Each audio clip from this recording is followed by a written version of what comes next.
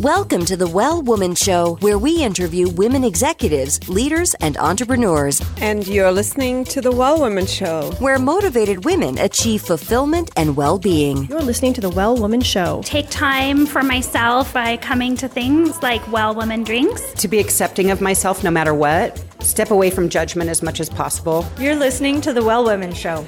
You're going to be in for a good ride. I don't regret anything. Everything I've ever done, I've learned from it, one way or another, good or bad. Being a little bit selfish for yourself, put your own oxygen mask on first and then give what's left. I'm a woman. I would prefer to tell my own story. My story, though it's very personal, is universal. You're listening to the Well Woman Show. And now your host, Giovanna Rossi. Hi, Giovanna Rossi here, and welcome to another episode of The Well Woman Show, where I interview women leaders, executives, and entrepreneurs about their lives and their road to becoming and being who they are today. Are you at the top of your game professionally but feeling burned out, or finding it hard to focus on your goals, or unfulfilled personally? Or are you in transition, simply juggling so many things you find it hard to take care of your own needs? Well, you're not alone. We all need to activate the 4 universal superpowers. These are the internal strengths and abilities we all already have but don't use all the time. Superpowers can be cultivated, and they include awareness, intuition, action, and acceptance. Toward the end of the show, in a segment called Superpowers for Success, I ask my guest about her superpowers, and the answers will give you the strength, perspective, and power to live a well woman life. I'm so happy you're here, so thanks for tuning in. This episode of the Well Woman Show is brought to you by Collective Action Strategies, supporting organizations that support women and families, and by Well Woman Life Movement Challenge Quiz, your resource for living your best life. If you're in burnout or major transition, this is your time to figure out what's holding you back from making the changes you need to make in order to live your fullest, most joyful life. The cause of all of our challenges, personal or professional, can actually be rooted in the lack of internal superpowers and or external supports. Our Well Woman Life framework tells you which stage of the Well Woman life cycle you're in and what to do about it so you can truly live your best life. You can find out more at wellwomanlife.com/quiz.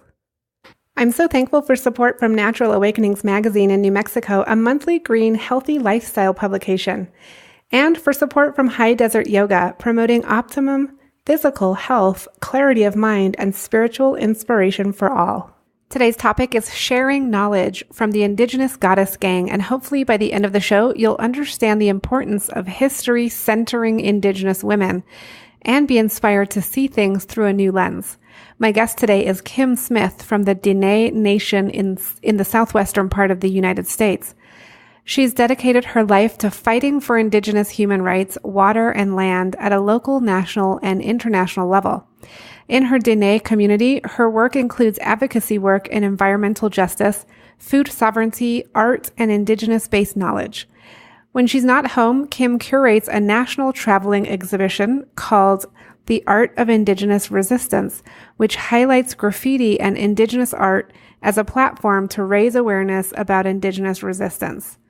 Kim is the founder for the online collective Indigenous feminist magazine, Indigenous Goddess Gang. Kim works alongside Winona LaDuke as a board member for Honor the Earth and Diné Citizens Against Ruining Our Environment. She's considered an expert on climate change for the United Nations and is a registered international frontline defender. What you'll learn in this episode is why we need a feminist history of women centering Indigenous women, and how Kim uses the term goddess, and her insight into her vision of sharing medicine through an Indigenous femme lens. This was a really amazing conversation. I hope you enjoy it. You can find more information and links, as well as this week's giveaway and Kim's book recommendations at wellwomanlife.com/122show. You can also continue the conversation in the Well Woman Life community group at wellwomanlife.com/Facebook. And definitely save the date, September 9th and 10th, for the Well Woman Life retreat, as well as the Well Woman Life and Albuquerque Business First Leadership Summit.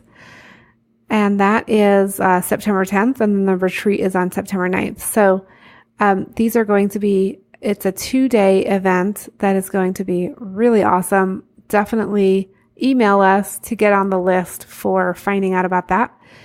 info@wellwomanlife.com.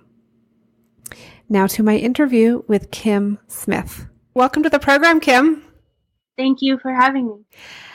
Kim, I'm so excited to talk to you. Will you first start out by telling listeners, what are you working on and how does it impact women's lives and well-being?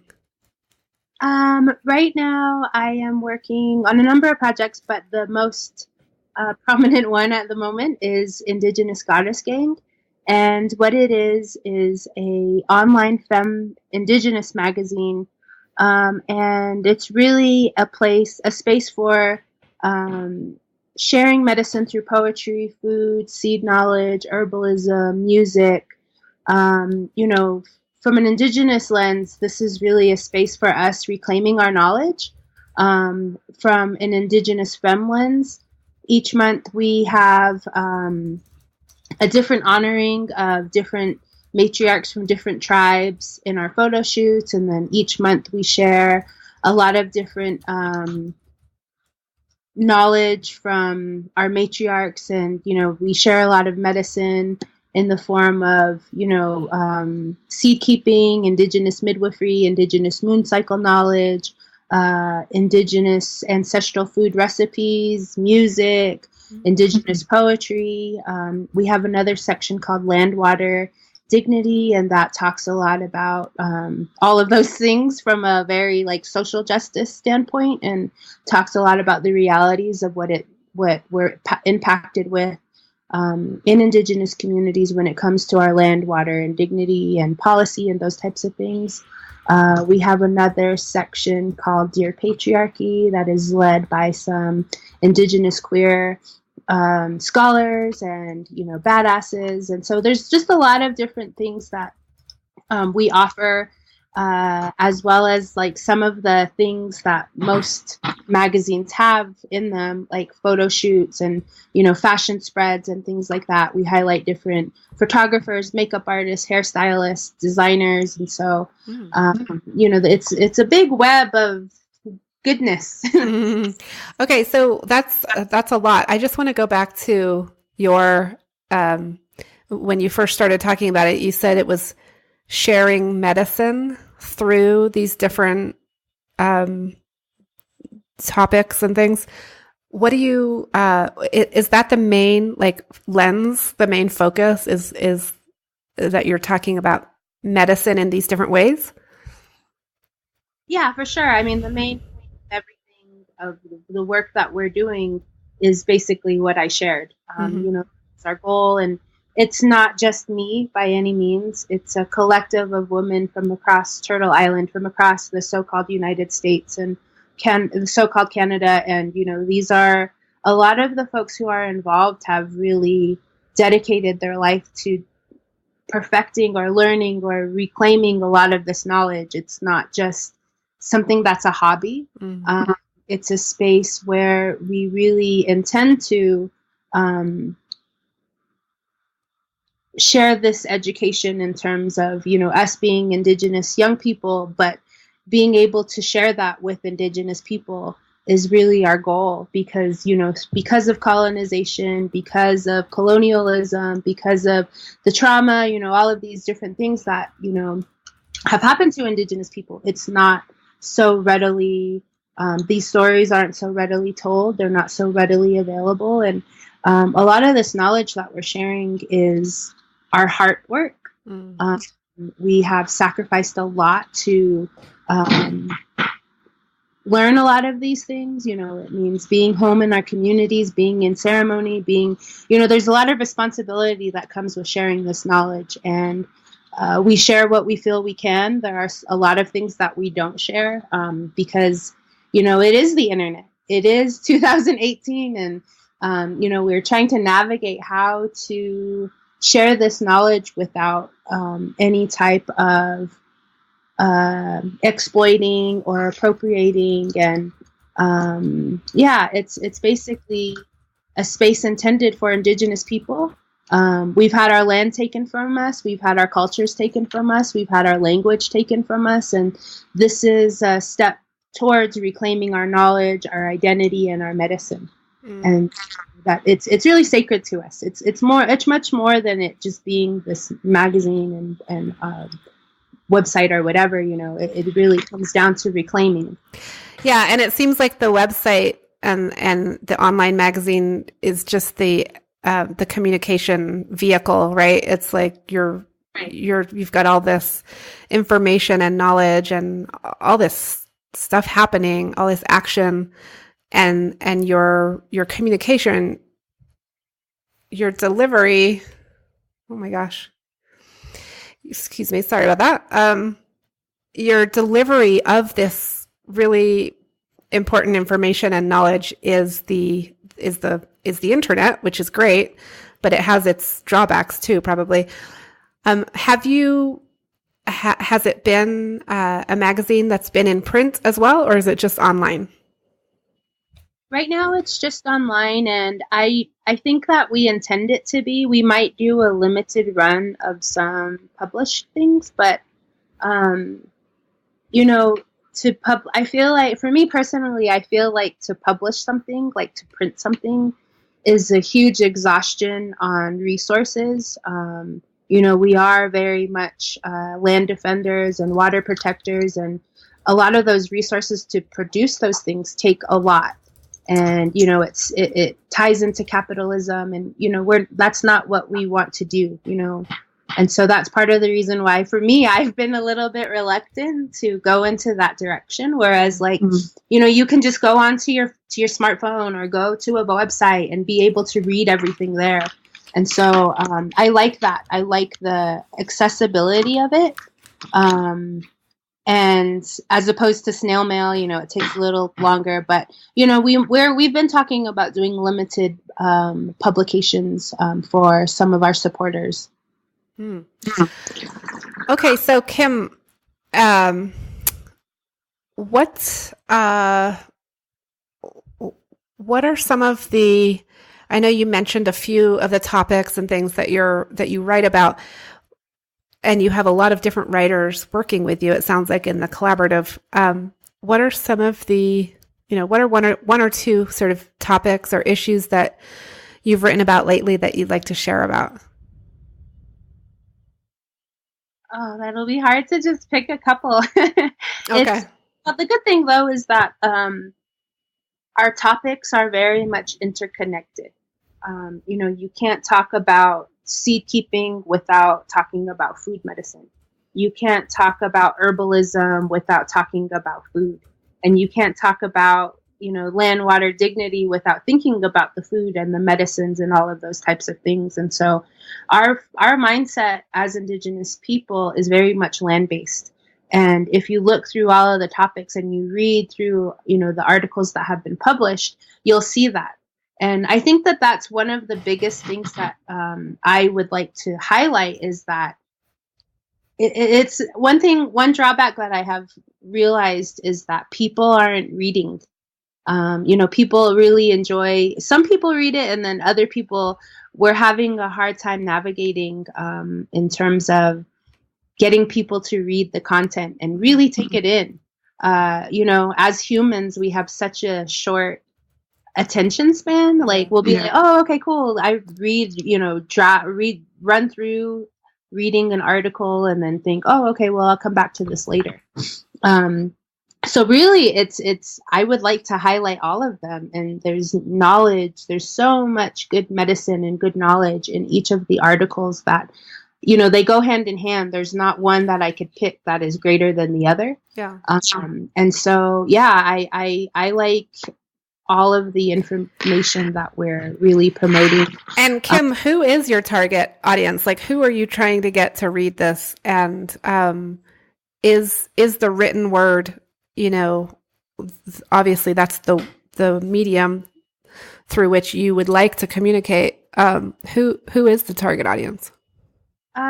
Like I said before, it is a space intended for Indigenous people. Mm-hmm. It's really our way of reclaiming a lot, and when you go to our website, you'll read a lot of the questions that you're asking. There'll be a lot of answers there. But yeah, it's really a space intended for Indigenous people, Indigenous femmes, Indigenous queer, two-spirit, non-binary, it's men even, it's really for us a way of reclaiming and highlighting that Western education, Western medicine, Western food, all of those things, like, we have our own way of doing those things, and it's time for us to reclaim a lot of that knowledge, because the direction that Westernism, if you will, or the American dream, that it's not for us. And so if we go back to relearning our Indigenous, life ways, that, we could go and really progress in the right direction of knowing from an Indigenous standpoint, from an Indigenous lens, what our future looks like, what we need to do. Because the direction that we're going in now, in terms of, American society, or what society says that we need to be, is getting us sick. It's desecrating the land. It's poisoning the air. It's poisoning the water. And that fracturing affects us as Indigenous people, because our whole philosophy and livelihood is based off of the strength of Mother Earth. And so, yeah, that's really who this is intended for. And, Indigenous people, when they hear this, they'll know, and they'll understand it. And so, that doesn't mean that we completely shut the door for allies. It's always good to have allies and accomplices in a lot of this work, and in being human.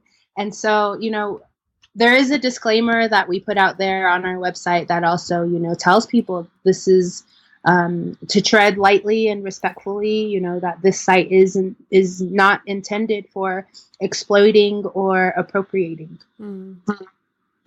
Yeah, it seems to me that you are really committed to centering your voices in in general, I guess, but centering your voices as Indigenous women and activists and people, rather than just responding to what else is happening, so like really reclaiming your own voices within as the center of what you're doing, instead of like on the sidelines. Right. And it's not really in that sense.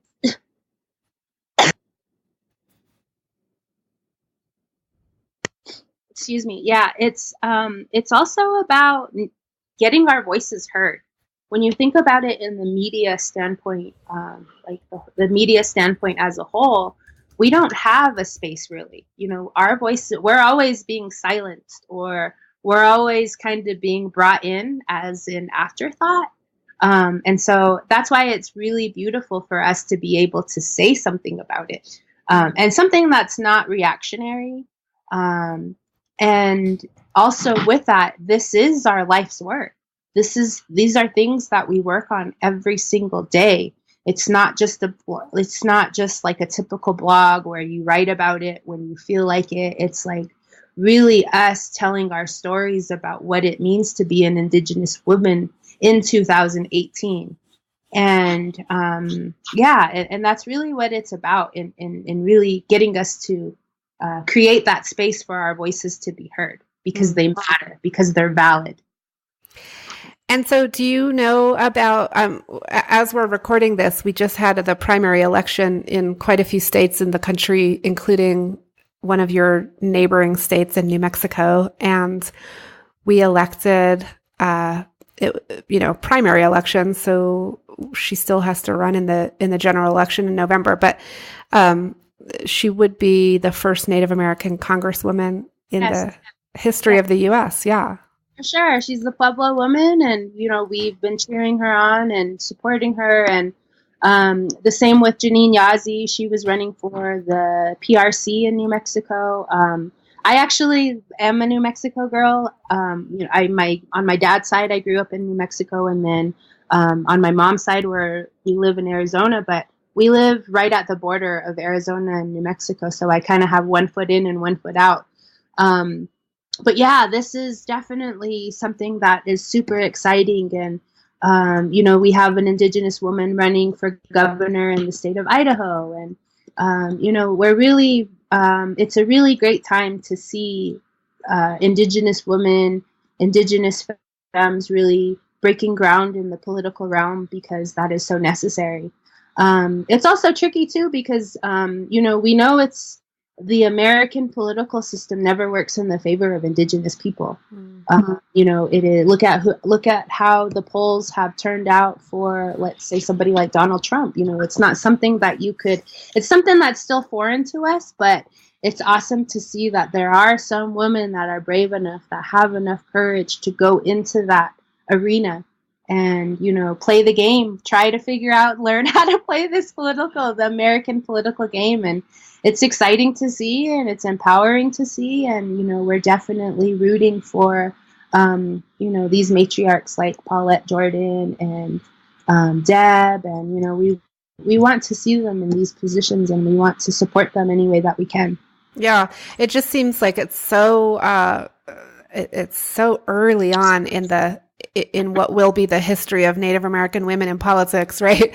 Like there's just so few women in politics that when you get into office, it's going to be very challenging, I think, to have allies and have your voices heard. I mean, but clearly, like, it needs to happen. It needs to start. It's just going to be really really hard. Yeah, because like I said, the system doesn't work in our favor. Like the only time that it works in our favor is if the government wants something. We Indigenous people weren't even allowed to vote in New Mexico until 1948. And really that was, it had to do with World War II, and they needed more soldiers through the draft. And so Congress reaffirmed Native people's citizenships with the Nationality Act of 1940. And, but still there's there's just the web of like, yeah, we have our work cut out for us, but these women, like, that's what I said, is that they have this courage and they're willing to take that on, and we're behind them. We stand behind them. And it's also really going to be difficult to navigate sort of how to, like you said, how to play the game inside the system while also staying true and being who they are as women, as Native Americans, as Indigenous women. I don't think it would be that hard for them to figure out how to maintain that, because that already is who we are. Like, But what I was saying was to maintain that while playing the game. Like that's their driving force. That's what is going to drive them into being different. That's what is going to break down these barriers. I think the problem is that this American lens of this view of what Indigenous people are, that's going to be the challenge, is breaking down those barriers, because people already have their preconceived ideas of what Indigenous people are or what Native Americans are. And unfortunately, it's based off of what they see in the TV. It's based off of these, things that were written by non-Indigenous people. And so I think that is their driving force in these elections, is being Native. And they're not going to lose that. They're not going to forget that. That is what is pushing them to be separate from everything else. The tricky part is doing it in America. This system is not set for us. And that part of being American is getting people to break down that lens of what they think they know about Native Americans. Right. So that's going to be the biggest challenge. Yeah. And on top of that is the patriarchy. That this idea that it's women that are that it's feminism, that it's femmes, that it's, and it's the same things happening with the LGBTQ relatives that are also pushing the limit or the norm, the standard of running for office. And the problem is America, and it's the lens that Americans have. And, look at the election and the political climate that's happening right now. And when it comes to being a person of color, we have the disadvantage because the majority of, the power comes from these white folks. And that's the part that is the hardest, because they have allowed and continue to allow for somebody like Donald Trump to represent America or whatever. And that speaks a lot. That says a lot about how far people are going to go and allow for this to continue to happen. He's been in office for over a year. And it's like, what is it going to take for white folks to get their folks, if that makes sense? It's because the people of color, the indigenous people, we're trying to navigate through so much of our trauma while there's still trauma happening in our communities. Yeah. Well, that makes me think about wanted to ask you about sort of where you are, or where you see the Me Too movement going for the country, for the world, but for you as an Indigenous woman leader. I think that it will. We've been saying this for a long time as Indigenous people. You look at what happened with the boarding school era. There have been so many instances of that abuse, even within the Catholic Church. There's been a lot of abuses within that system. And, now it's not anything new in our communities, because we've been saying, hey, us too, me too, over here for all of these other things. And so it's just encouraging that people are willing to have the courage to step up, to say that this has happened to them. It's encouraging to know that people have a support system, that people are, we're standing by our relatives that have been sexualized, that have been abused, and that's really encouraging to hear, because there's a lot more that we have, a lot of traumas that we need support on, and to see that this one movement is helping us understand that we have the support that is needed, is really encouraging. How important is it, do you think, to sort of protect the origins of the Me Too movement that really started with women of color? Oh, it's so necessary, because those are the narratives that are never told. You could probably go back 100 years, 200 years, 500 years, even, if you will, and look at how this has been a continuous pattern in our own communities and communities of color, even dating back to, feminist history. And, we need somebody to develop a feminist history centering Native women, and the feminist history in this country would start from 1492 with the resistance to patriarchal colonization. We've been leading this resistance since the invaders came, and it's so important for that narrative to be told. And, if you look back at our Nahithla relatives, our African American relatives, it goes back, dating back to slavery. And, those are the history things that you don't hear about when it comes to the Me Too movement. And it's deeply rooted in people of color and their resistance. And so would the need to tell the feminist history of women's centering Indigenous women, would that be something that your group would do? That's what we're trying to do. That's what right. Indigenous Goddess Gang is that we're trying to figure out what that looks like, what that means. Like, how do we tear that door down? How do we write that story? How do we do that in 2018 when we have all of this extra stuff coming at us that we've talked about prior, but we're doing it. We're trying, we don't have it down 100%, but we're trying to be as inclusive, as humble as we can, and trying to figure all of this out. So, Kim, if we talk about the root causes of sexual harassment and some of the issues that the Me Too movement really highlighted. If we look at those root causes as power and other things that you're probably addressing in your work, how necessary is it to use the momentum of the Me Too movement to really address those root causes and not just talk about the details of, XYZ sexual harassment case and who got fired today and who lost their job because of it, but really, really talk about those root causes?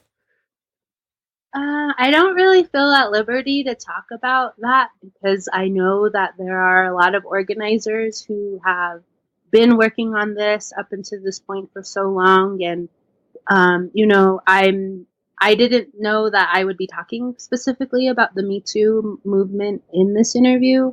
And I don't feel like I'm at liberty to do it justice that it is necessary to talk about the Me Too movement. So could we go to the next question? Yeah, sure. Yeah, definitely. I don't really have a set of questions that just came up because it was just came up in our conversation. So this might be a good time to go on to our segment called Superpowers for Success, where we talk more about you and you as a leader. So the first question I have is, what does success in life mean for you? A success for me in life right now is being able to have clean water and have clean air, or going into that direction of securing that, having clean soil. I'm going to be 34 this year, and I want to be able to live off of the land, live in harmony with the land. And because of all of the resource extraction that happens in our front yard and in our backyard, in our air, it's harder. We Indigenous women, Diné women, have a higher chance of getting cancer than any other population. And so, that's a success for me, is being able to navigate through that to where we have our defenses up, or that, we're headed in that direction to where if it's not safe now, then for future generations it will be. Another success is being able to be a Diné woman in 2018. There's a lot of sacredness and responsibility with that. As an Indigenous woman, I have responsibilities to my clans, to my communities, to the matriarchs, to my elders, to my ancestors. And the history of who we are as a people has been very traumatic. The American government has done everything in their power that they could to kill us off. We just had the 150th. It's been 150 years since the federal government forced Diné people on the Long Walk. And to know that we are still here and still resilient in 2018 is really what pushes me, and I think is so successful, because it shows the resilience that we have in our communities. After all that we have been through, we're still here. For listeners who might not know the history of the Long Walk, can you just talk about that briefly? So 150 years ago, there was a treaty between the United States government and the Diné Nation, and it was signed in Fort Sumner, New Mexico, on June 1st of 1868. Diné people were rounded up and forced to walk from their ancestral homelands in what is now Arizona to eastern New Mexico. There was several hundred of Diné that died. The captives died during the walk. And then in captivity, Diné people were held there in Fort Sumner for 4 years, and the U.S. Army were considering the encampment as a experiment, and a failed experiment. It was really Diné people staring death in the face, and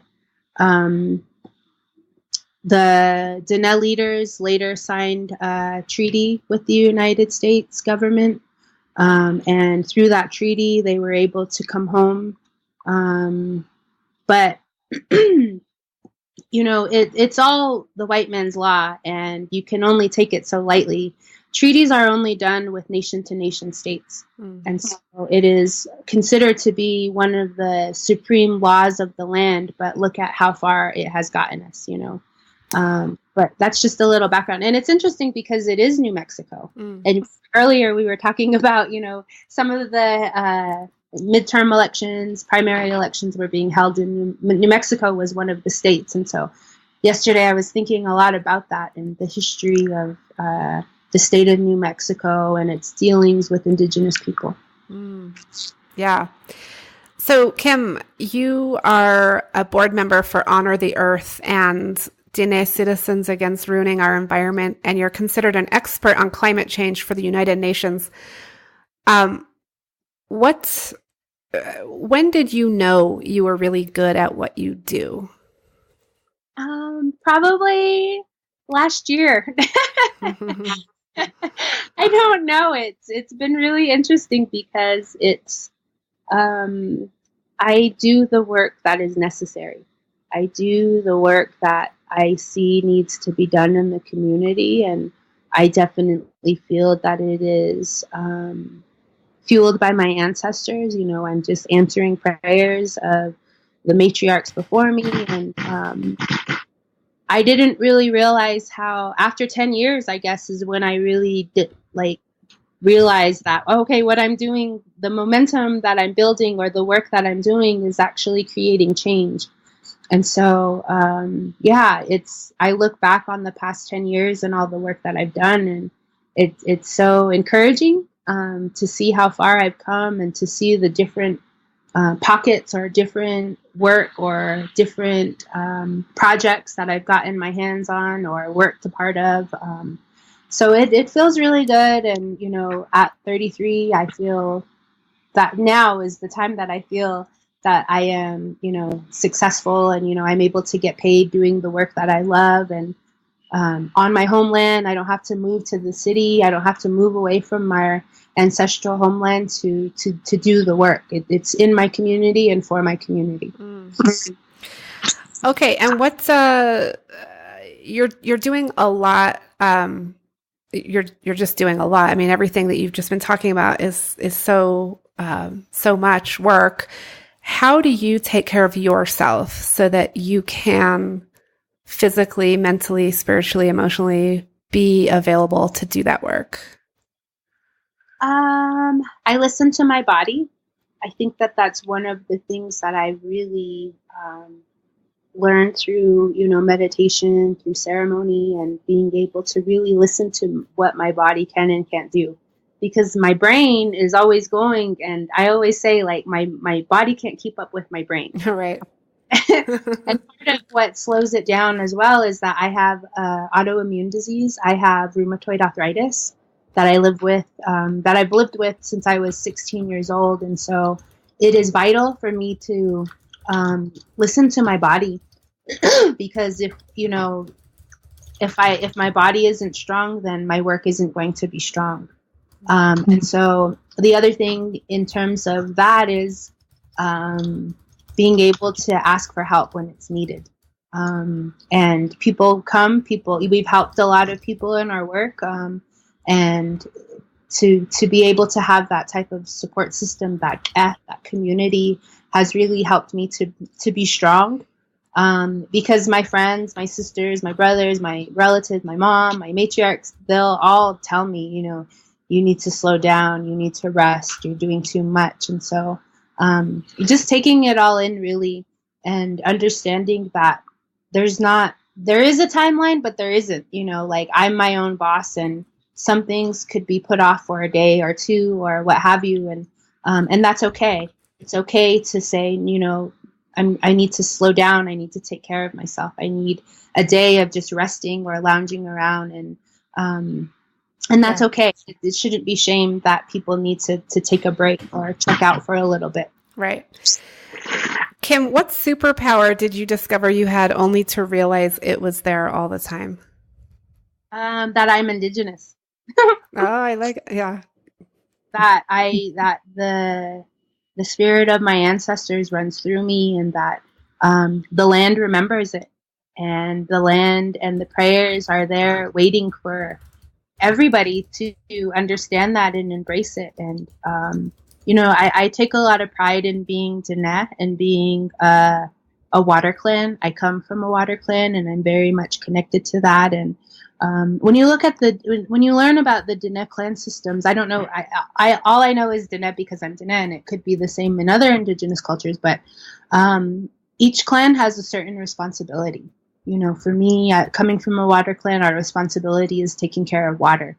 Mm-hmm. There are others where their responsibility is seed keeping, is taking care of the corn, or there's a lot of different responsibilities that come with each clan. And I think that's so beautiful, and that's so powerful, because if you think about it from a Western standpoint, it comes into science. That means we know how photosynthesis works. We know how to store our seeds to make them fruitful, and we gauge the stars. All of that type of stuff are the responsibilities that come with our clans. And I think that's so beautiful, and I think about like that in my mind is like a superhero, like that gets so romanticized in comic books and things. But Kim, was there a time in your life where you were living in a way that was not recognizing that superpower? So living without, without fully embracing that responsibility and that identity of your Indigenous, you're being Indigenous? It's that way every day. Society doesn't want us to be who we are. They constantly are trying to shape us to be something that we're not. And that in itself, we need that constant reminder. We need that, and that is the resilience that runs through us. And there's not a time when I woke up one day and was like, oh my God, I'm Indigenous and this is my superpower. And, for me personally, I've come a long way in terms of understanding how I have been manipulated to believing that I'm something else, and that stems from colonization. It stems from Catholicism. Missions are a big thing in our communities. In my community, I went to a mission school. I went to a Catholic school, a private school my whole life. And the things that I was taught there about who I am, it just kind of, touched on being Native. Like they'd have like they'd smudge at church or burn cedar or whatever, but that was the extent of it. It didn't go into the roots of what missions brought to our communities. And I didn't learn all of that until I went to college. I didn't learn the true history of who I am and where I come from until I went to school, until it was like people like Vine Deloria, they created these books and allowed us to read them. And right now, I feel like between now and then, to look at what academia looks like, what Indigenous academia looks like, it's really empowering and it's really great, and it's evolving. It's always evolving.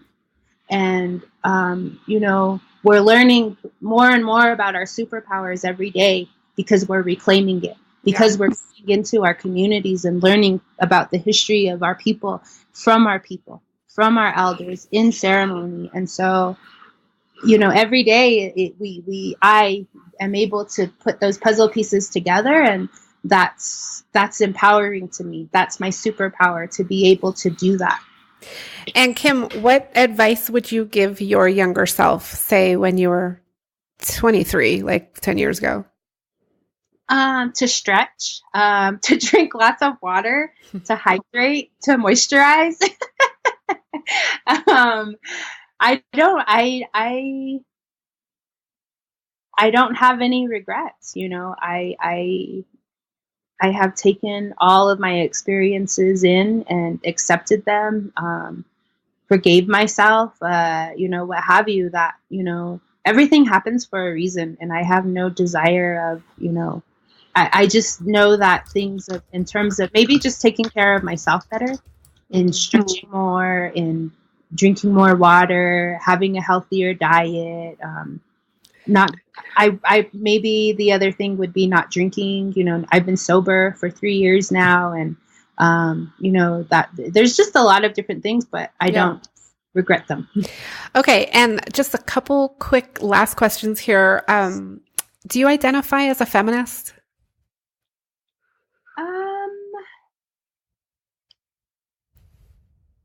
I don't.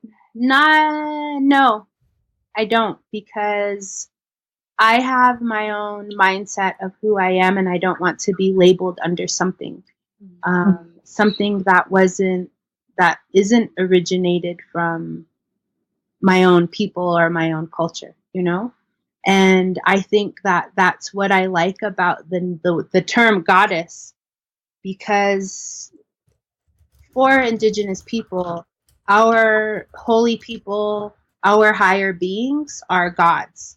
They're gods and goddesses, and I think about them. I think I try and embody them, because our philosophies are based off of them. And I would rather, if I were to put a term on myself, I would say that I wouldn't be considered a feminist, because I honestly don't know the rules. It's probably a term that's coined by white people, by white women. And if I say the wrong thing, then they'll say, well, then you're not a feminist, or that's not what feminism is. Or, there's just too much attached to that word that I don't feel comfortable claiming it. Yeah. Yeah, totally. Everybody answers that question so differently. It's so interesting, because the word does have so much history to it and baggage. Okay, last question for you. What are you reading right now? What's on your nightstand? I have quite a few books. I've been reading a lot about cultures of energy. I'm working on a health impact assessment for the San Juan County. The San Juan generating station in Farmington is set to close soon, and we're working on pushing for a just transition for the Indigenous people in the area. And so I've been reading a lot about the history of energy development within that area, reading a lot about watershed restoration, and what that looks like, what that means. This summer, one big project that I'm working on is restoring the watershed in my own backyard, because it's so dry here, really trying to figure out the vegetation. Our animals are suffering. It's going to be a really tough summer because of the drought here. I've also been reading Angela Davis. I've been reading a lot about how to be a good trans ally, just trying to figure out different ways to be open-minded to a lot of things and educate myself on a lot. But yeah, those are some of the examples of the books that I have on my nightstand. Okay, good. Well, we'll try to link to Angela Davis. I don't know that we got any other titles really just now, but we'll if you want us to link to any books that you want to add to this list, you feel free to email them to me, and I can add them into the show notes for the interview. Okay, cool. That was yeah. Kim, it's been such a pleasure talking to you today. We went way over time because we just were talking, and just really want to thank you for taking the time to have this conversation. Oh, for sure. Thank you for having me. That's it for our show today. Remember, if you need support to live your Well Woman life, head over to wellwomanlife.com/Facebook to join us. Our monthly live event, Well Woman Drinks, brings women together to share our successes and challenges as women, leaders, moms, aunts, sisters, and all the other roles we carry. If you'd like to attend a Well Woman Drinks near you, or if there isn't one in your city yet and you'd like to start one, email info@wellwomanlife.com. If you enjoyed the show, please take a moment and subscribe in iTunes and leave a review. This helps raise visibility, which is super helpful when it comes to producing the show every week.